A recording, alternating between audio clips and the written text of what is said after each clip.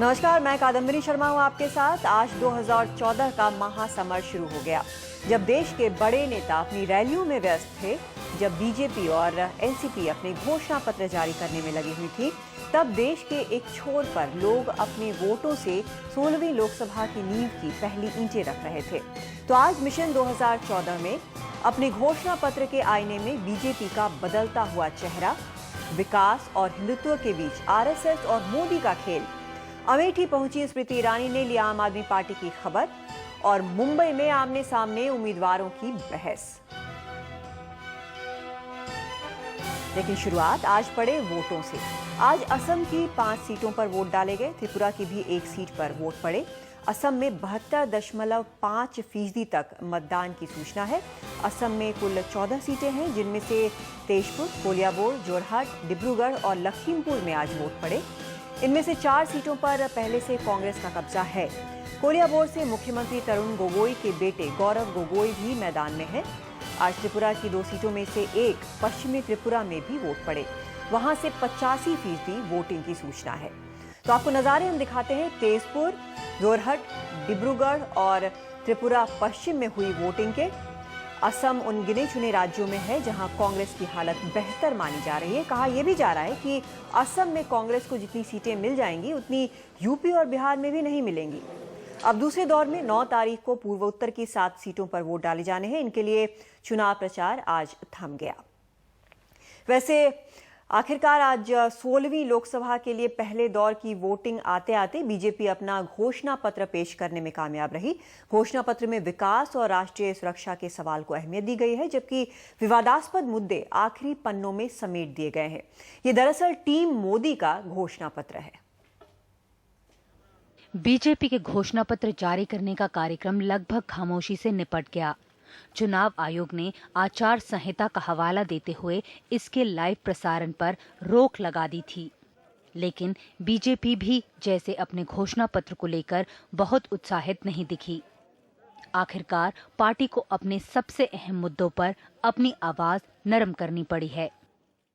2009 में घोषणा पत्र में बीजेपी ने कहा था कि देश विदेश में रहने वाले करोड़ों भारतीयों की इच्छा है कि अयोध्या में भव्य राम मंदिर का निर्माण हो। राम मंदिर के निर्माण के लिए बीजेपी सभी संभावनाएं टटोलेगी, बातचीत से लेकर कानूनी प्रक्रियाओं तक की। लेकिन 2014 के घोषणा पत्र में बीजेपी ने बस एक वाक्य कहा है कि राम मंदिर के लिए संविधान के दायरे में ही संभावना टटोली जाएगी। इसी तरह धारा 370 और समान नागरिक संहिता का जिक्र तो है, लेकिन उस पर ज्यादा जोर नहीं है। घोषणा पत्र में आपने सब कुछ देखा है और वो जो बिंदु हमारे हैं वो लिखे हुए हैं उसमें। अब आप अपने दिमाग से कुछ भी बनाते रहे मीडिया में, उसका तो मेरे पे कोई इलाज नहीं है। बीजेपी के बड़े नेताओं को इस बात का एहसास है कि चाहे मुद्दा राम जन्मभूमि का हो, यूनिफॉर्म सिविल कोड का या फिर धारा 370 का, गठबंधन की राजनीति के इस दौर में इन मुद्दों पर पार्टी के लिए मजबूती से आगे बढ़ना मुश्किल हो सकता है।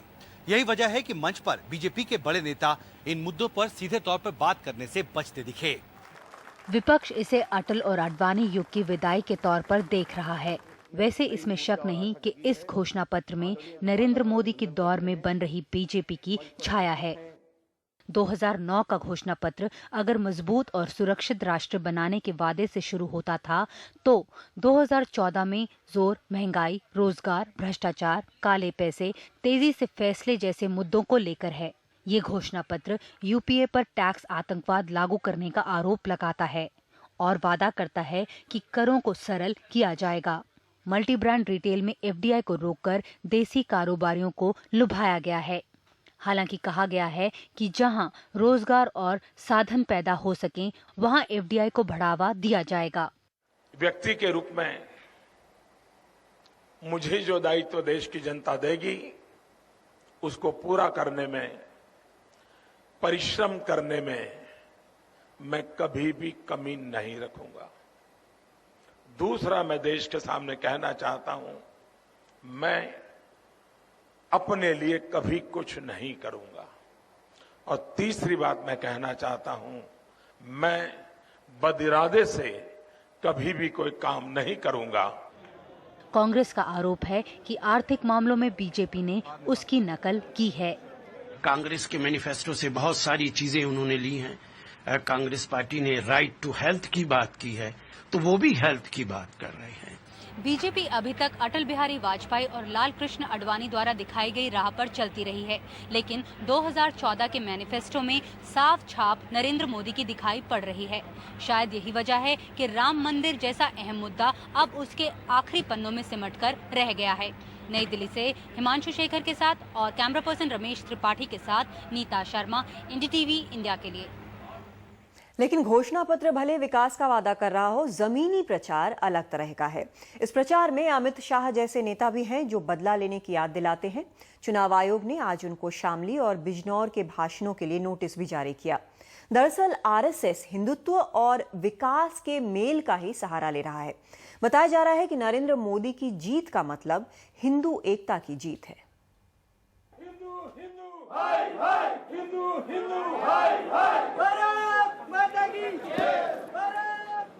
सुबह की शाखा से सीधे निकलकर संघ परिवार के लोग मुजफ्फरनगर की सड़कों पर हैं।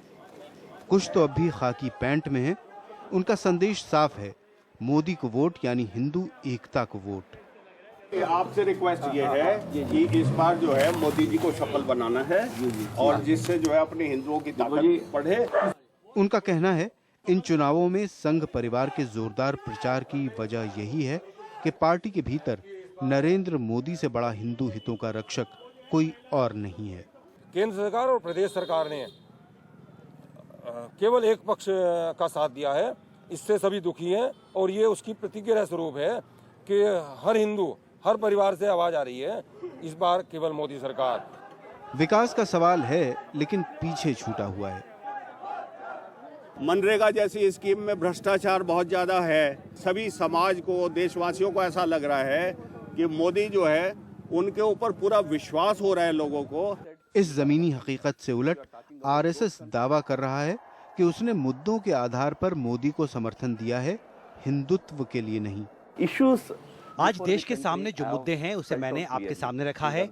मैंने सुरक्षा, अर्थव्यवस्था, भ्रष्टाचार का मुद्दा उठाया। मैंने कहा कि आज जाति, धर्म, क्षेत्र, समुदाय, अल्पसंख्यक, बहुसंख्यक के नाम पर सामाजिक सद्भाव को खत्म किया जा रहा है।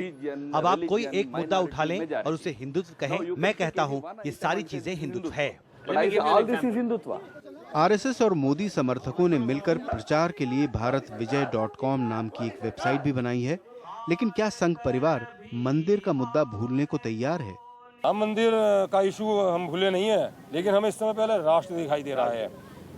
देश में कानून, देश में राष्ट्रवादी सरकार होगी, राम मंदिर तो बनेगा ही। यूपी में अमित शाह के भाषणों और पार्टी के दावों का फासला दरअसल इसी सोची समझी रणनीति का नतीजा है, जिसके तहत बीजेपी विकास और हिंदुत्व दोनों के नाम पर वोट लेने की तैयारी में है। मुजफ्फरनगर से श्रीनिवासन जैन की रिपोर्ट, एनडीटीवी इंडिया। आज कई बड़े नेताओं ने अपना पर्चा भरा। अनंतपुर साहिब से पर्चा भरते हुए अंबिका सोनी ने करीब 118 करोड़ रुपए की संपत्ति घोषित की। उनके अलावा अरुण जेटली ने अमृतसर से, फारूक अब्दुल्ला ने श्रीनगर से और परेश रावल ने अहमदाबाद ईस्ट से पर्चा भरा। और अपनी उम्मीदवारी के बाद आज पहली बार बीजेपी नेता स्मृति ईरानी अमेठी पहुंची। अमेठी के बेटे राहुल गांधी का मुकाबला करने के लिए टीवी सीरियल की बहू तुलसी यानी स्मृति ईरानी अमेठी पहुंच गई हैं। तकरीबन 6 सालों तक एक टीवी सीरियल में उन्होंने एक ऐसी टिपिकल मिडिल क्लास हिंदुस्तानी बहू का रोल अदा किया कि उस दौर में तमाम हिंदुस्तान के मिडिल क्लास परिवार के लोग वैवाहिक विज्ञापनों में भी तुलसी जैसी बहू की मांग करने लगे थे। लेकिन अमेठी के परिवारों में वो कैसे अपनाई जाती हैं, उनका ये इम्तिहान है। लेकिन बहरहाल वो यहाँ पहुँच गई हैं अपनी बात कहने के लिए। प्रथम सवाल आज सिलोई की धरती पर मैं राहुल गांधी से करना चाहती हूँ कि अमेठी की श्रद्धा से भरपूर, प्रेम से भरपूर जनता ने गांधी परिवार के चिराग को रोशन किया, देश की संसद में गांधी परिवार को पहुंचाया। लेकिन राहुल गांधी जी ने सांसद के रूप में उसी अमेठी की जनता को अंधकारमय जीवन दिया। ये कहाँ का इंसाफ है? ये कहाँ का इंसाफ है? अमेठी गांधी खानदान का गढ़ माना जाता है। यहाँ से एक बार संजय गांधी, 4 बार राजीव गांधी, 1 बार सोनिया गांधी और 2 बार से राहुल एमपी हैं। गांधी खानदान अमेठी से 37 साल पुराना रिश्ता मानता है। राहुल से मुकाबला करने स्मृति ईरानी चुनाव से महज 1 महीने पहले यहाँ आई हैं। हिंदी में कहावत है, देर आए दुरुस्त आए। मैं इतना ही कहूंगी, राहुल गांधी के 10 साल के प्रतिनिधित्व में अमेठी की जनता को कोई भी लाभ नहीं मिला है। यही यहाँ का एजेंडा और मुद्दा है कि कोई दीवाना कहता है, कोई पागल समझता है। 12 जनवरी को कुमार विश्वास जाड़ों में अमेठी आए थे। अब यहाँ 40 डिग्री की तपिश है। तब से वो यहाँ चुनावी मैदान में डटे हैं। सैकड़ों सभाएं कर चुके हैं, हजारों लोगों से मिल चुके हैं, लेकिन स्मृति उन्हें गंभीर उम्मीदवार नहीं मानती। देखिए, मैं यहाँ कांग्रेस से लड़ने आई हूँ, कांग्रेस की बी टीम से नहीं लड़ने आई हूँ, इसलिए बी टीम के बारे में चर्चा करके कोई फायदा नहीं है। बीजेपी ने स्मृति के स्वागत का अच्छा इंतजाम किया था। ढोल नगाड़े बाजे गाजे सब मौजूद थे। स्मृति शहरों में भले सेलिब्रिटी हूं, लेकिन अमेठी के गांव में उनके लिए पहचान का संकट है। जिस सीरियल से वो स्टार बनी, उससे अलग हुए भी उन्हें 7 साल हो चुके हैं। इसीलिए गांव की महिलाएं उनके लिए कुछ यूं बोली। किसको देखने आई हैं? उन्हें उनका वोट देते। कौन है ये? अब भाई उतना हमें ध्यान नहीं लगा, बताइए। बहन जी आई है ना, उसको देखने आई। क्या करती हैं बहन जी? अरे वोटिंग मांगती हैं और क्या करेंगे। क्या नाम है बहन जी का? नाम का तो मालूम नहीं। इनको पहले कभी देखा है या नहीं? टीवी में भी नहीं देखा? नहीं, टीवी में तो देखे हो, याद ना मुझे।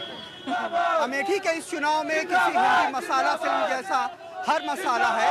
एक तरफ अमेठी का बेटा राहुल गांधी है, दूसरी तरफ सीरियल की बहू स्मृति ईरानी है और तीसरी तरफ एक मंच का कवि कुमार विश्वास है। अब ये चुनाव के नतीजे बताएंगे कि जीत का सेहरा किसके सिर बनता है। अमेठी में कैमरामैन आरसी जोशी के साथ कमाल खान, एनडीटीवी इंडिया।